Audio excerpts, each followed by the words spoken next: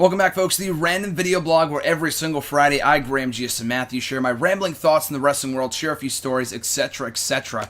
And I've been really excited to talk about this all week, ever since Battleground, Raw, SmackDown. So today I want to talk about, and I did kind of delve a little deeper into this on Wrestle Rant Radio from just yesterday. Cheap plug, if you want to listen to the episode, it's on the website nextwrestling.net. But I am loving the new era so far. And just to kind of rewind a bit, more like a lot, I did a random video blog first when I started doing these videos on a regular basis about 2.5 years ago, in April of 2014.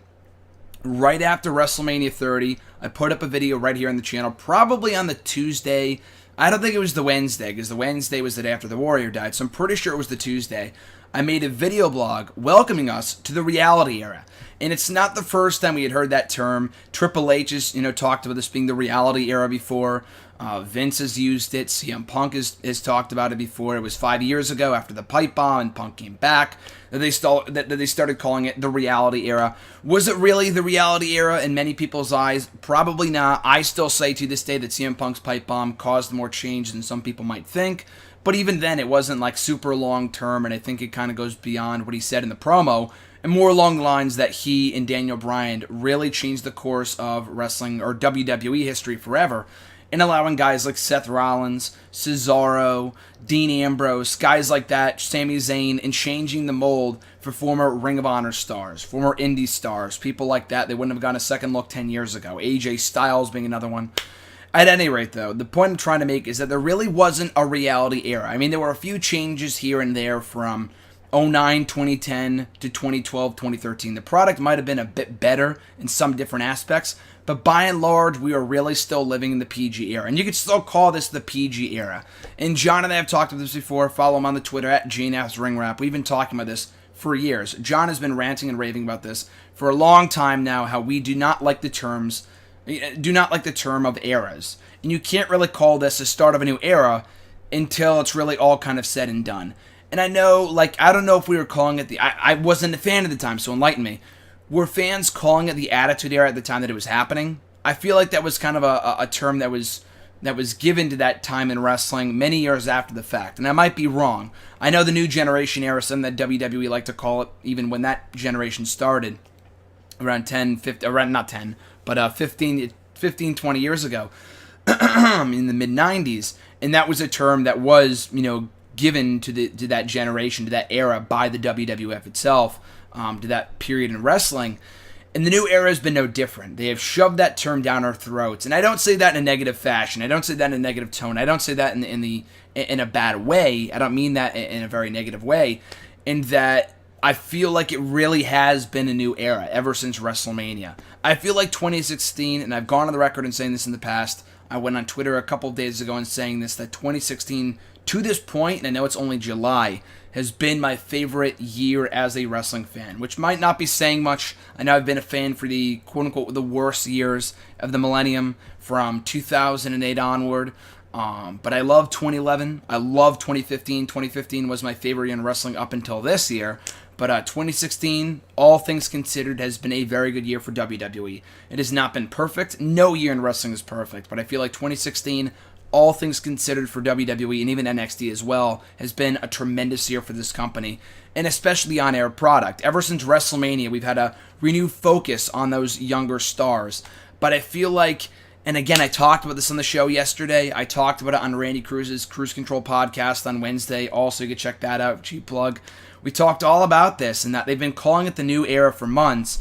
But this week, I don't know if you want to call it the new era or the new era 2.0 or the official dawning of the new era, but it didn't really seem like they kicked in this new era. It didn't really officially begin until this past week, until the night after Battleground, until the new rosters, the new brand split went into effect the night after Battleground.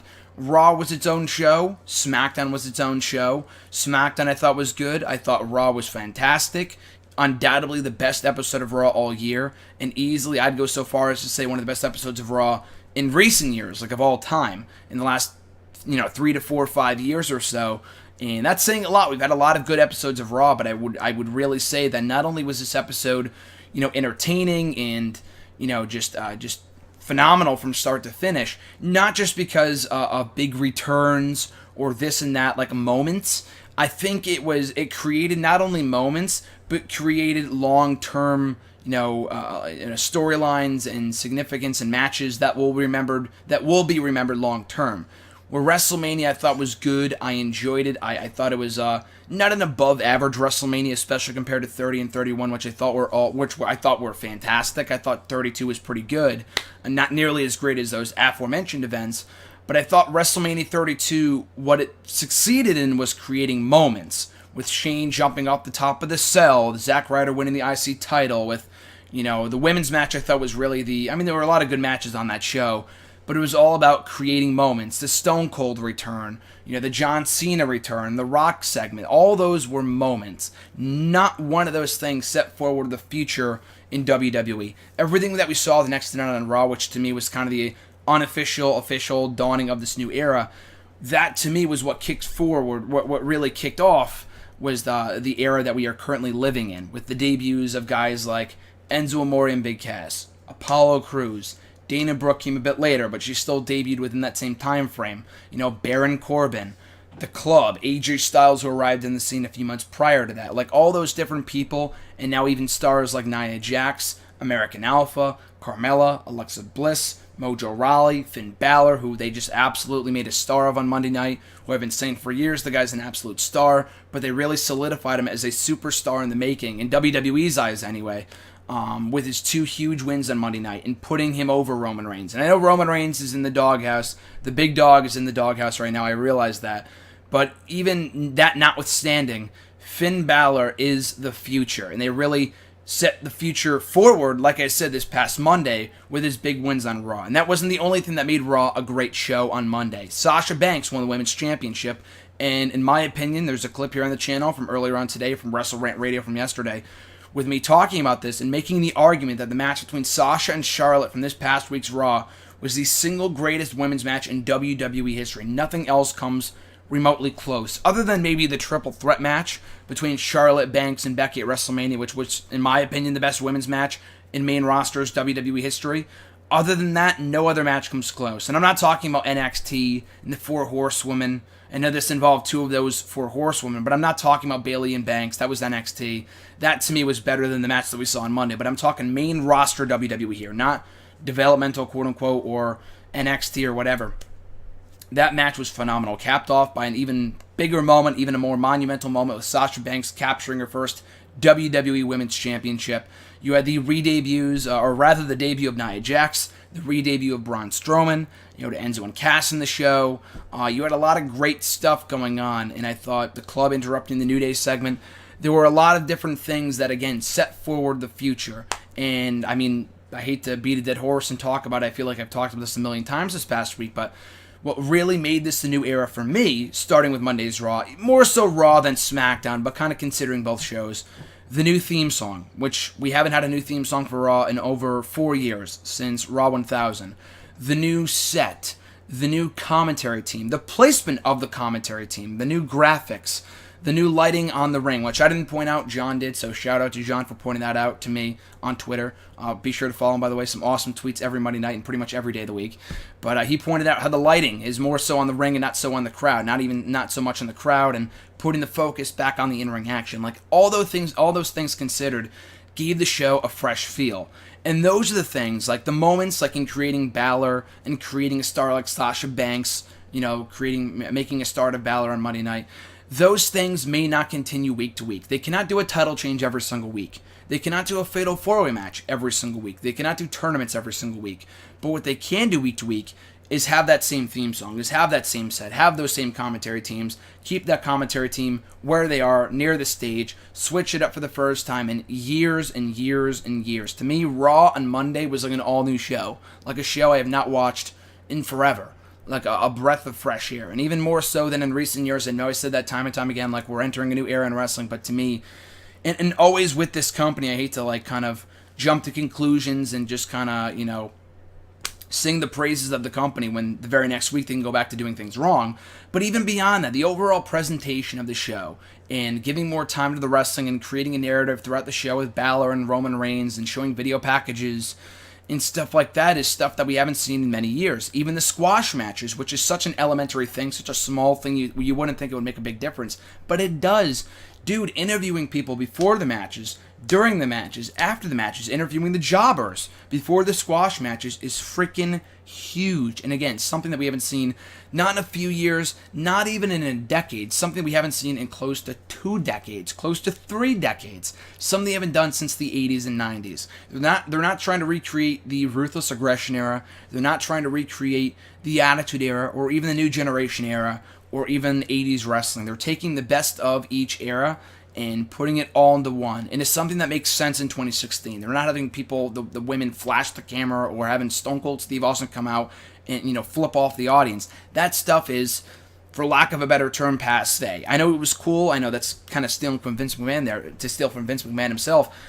And I know it was cool 15, 20 years ago, but it doesn't fit with the current narrative of the product. Someone was arguing with me on Twitter, not really arguing, but they pointed out on Monday night this past week that it would be great if they went back to using Across the Nation for the Raw theme song. And I said, as great as that theme song was, it would bring back, first of all, it would be great, but it would bring back memories of that time period, which isn't the worst thing, but people would instantly compare that time period to this one. And I feel like there's no comparison. They're both great in their own ways. One is not better than the other. I love the Ruthless Aggression era period. Maybe you can even argue it was better than this one. I wouldn't really argue with you there.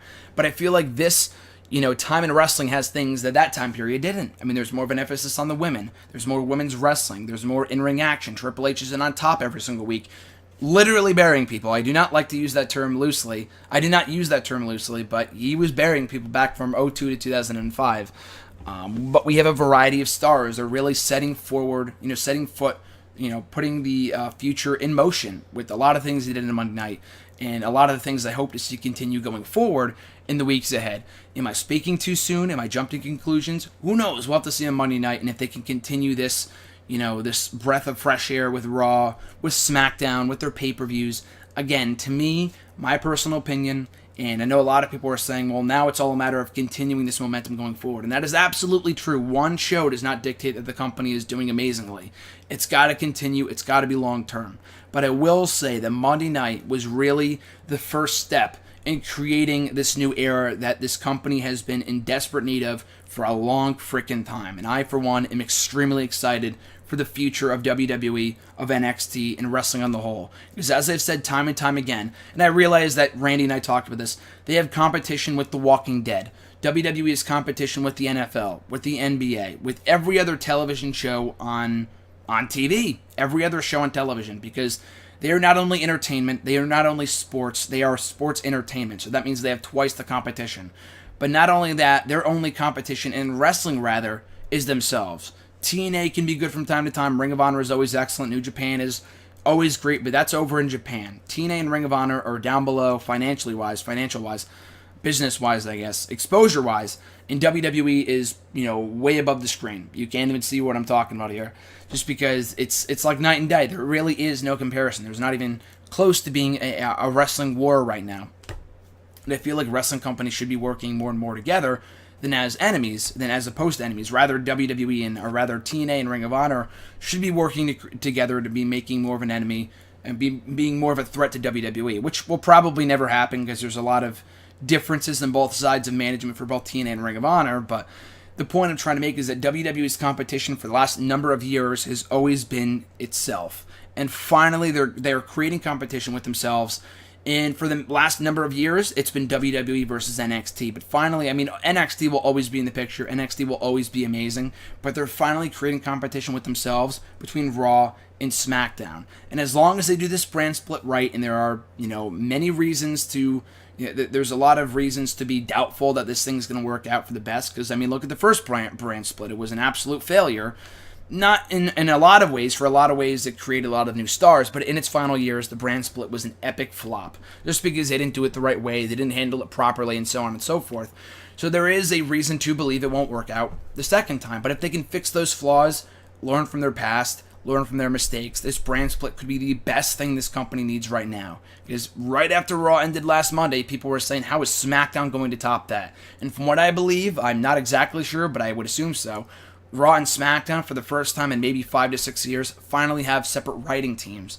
So after SmackDown sees something that Raw does, they want to do that. They not do the same thing, but they want to see that and try to top it. Not only meet it, not only do as good as Raw, but do better than Raw. And vice versa. Raw will see something that SmackDown does great and want to do even better. You know what I mean? That's creating competition within your own company, which I think is amazing. So like I said, to reiterate here, I'm very excited for the future of this company, for the future of WWE, NXT, wrestling on the whole.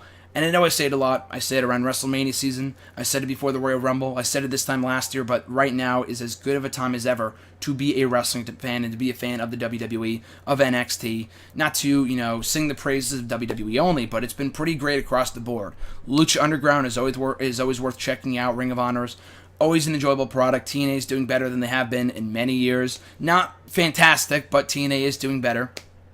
And just a lot of things going on right now to be excited about in the world of wrestling, which is what this random video blog is about every single Friday. So on that note, guys, a lot of stuff to look forward to. SummerSlam coming up in a few weeks. Raw and SmackDown this upcoming Tuesday after the just phenomenal week in wrestling that this has been, from NXT to Raw to SmackDown Battleground. I am very much excited for the upcoming week in wrestling, specifically the WWE, and I can't wait to talk about it with you guys, and hashtag AskGSM right here in the random video blog and Wrestle Rant Radio and so on and so forth. So be sure to check out all these social media links down below, on Twitter at Wrestle Rant, on Facebook at facebook.com/graham.gsm.matthews, and be sure to like, comment, share, and subscribe. All support is amazingly appreciated.